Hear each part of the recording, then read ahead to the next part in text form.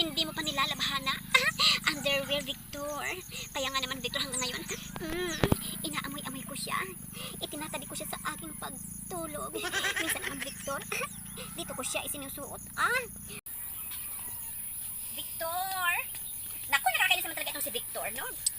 Ilang taon na akong naghahanap kay Victor, pero bakit hindi ko pa rin matagpuan ang aking nag-iisa at walang katulad na baby Victor?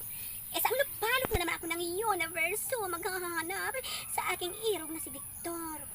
Abay, nakakainis. Banas na ang aking pagkababae kahanap kay baby Victor. Ano ba naman ito? Ang daming mga lamot. Ano ba naman yan? Ay, nako. Victor, asan ka ba naman kasi, Victor? Kung saan-saan na akong bukid nakakarating, kahahanap sa'yo, Victor.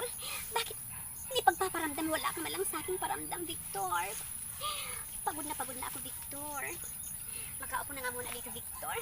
Ay! Naku, Victor. Victor. Alam mo ba, Victor? Init na ako, Victor. Sa walang tigil na paghahanap ko sa'yo, sing-irog kong Victor. Ewan ko ba naman, Victor?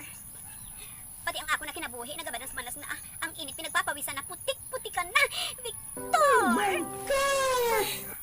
Naku, talaga.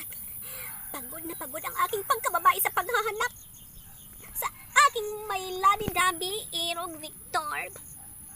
Alam mo ba, Victor, dala-dala ko hanggang ngayon itong regalo mo sa aking bag.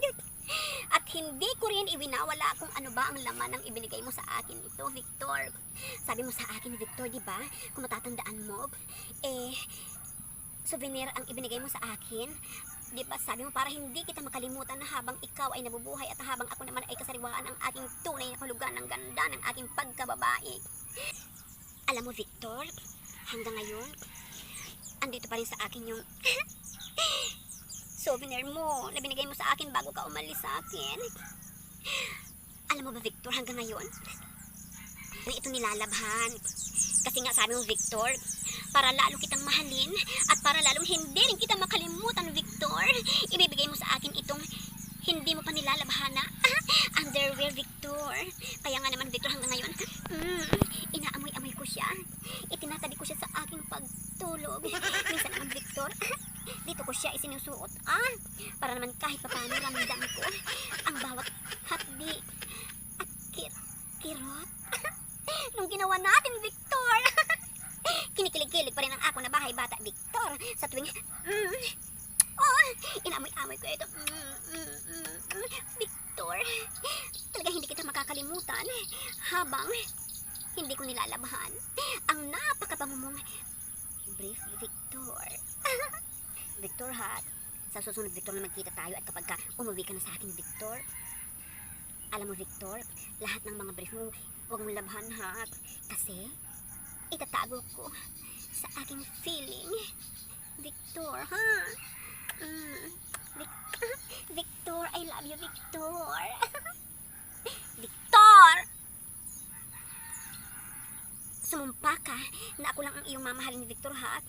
Habang merong natitirang buhok dito na kulot-kulot sa underwear mo, Victor. Alam mo, Victor, yung ibang buhok na kulot na nanggaling dito, nakaipit yung sa libro para naman kahit paano pangpaswerte na rin. Victor, ha? Sa muli mong pagbabalik, Victor, ha? Alam mo na kung anong gagawin natin. Victor, kilitiin mo ako ng bonggang-bongga, Victor. Yun bang, malalasap ko ang tunay na kahulugan ng karinya brutal. O, paano, Victor, ha? Hanggang sa muling pagkikita natin ni Victor. I love you, Victor. Victor. Tanda ng kadalisayan ng pag-ibig ko sa'yo, Victor. Ganito ang gagawin ko dito, Victor. Victor. Ang ganda, Victor, di ba? Maglalakad ako habang namamalingki ako, Victor, na nakaganto. Para naman yung amoy.